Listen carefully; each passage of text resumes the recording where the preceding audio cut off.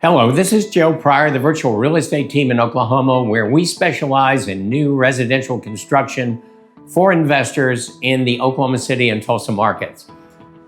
Here's something I really want to talk about because, the strange things about my business that we do is that 99% of our investors don't live in Oklahoma.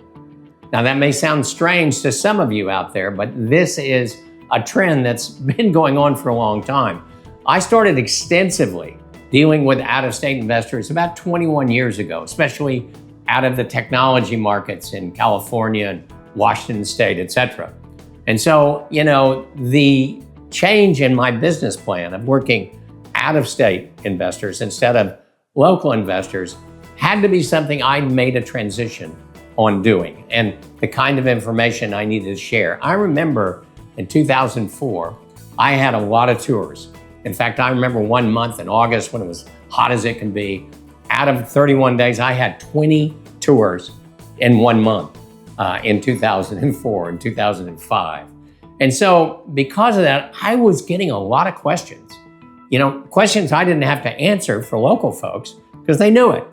But out-of-state people said, I've heard about Oklahoma, I heard it. Oklahoma City is the most recession-proof market in the United States, which still is proven to be the case. But they were saying, well, who's your major employers? What's driving this? What's the number of people that own their homes versus rent the homes? How are you going to control supply and demand? On and on and on again.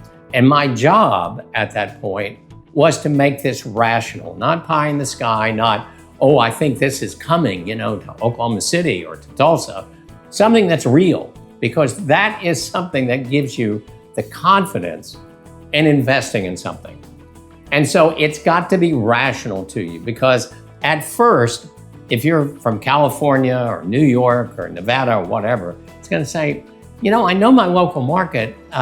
What can you do to tell me why I should invest somewhere else? That is our responsibility. It's not your responsibility. Maybe you've, done a little research and everything, but I'm here. I'm a native Oklahoman. I should know this information backwards and forwards. And I need to make it rational to you. I need to deal with facts.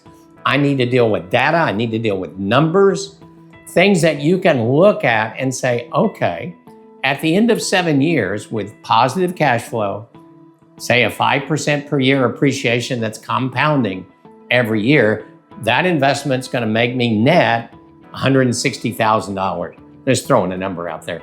This is the kind of work that we do, though, in terms of creating data that you can see that says, okay, if I sell it and I do a 1031 exchange, here's how much I made. If I sell it and pay taxes, here's how much I made. These are the things that make it rational for you. So for me, what I'm saying is look for the markets that are affordable. Look for the markets that give you positive cash flow, where you're not subsidizing your investment, not paying $300 a month to keep it going, hoping that it appreciates a lot. These are the things that you need to be conscious of.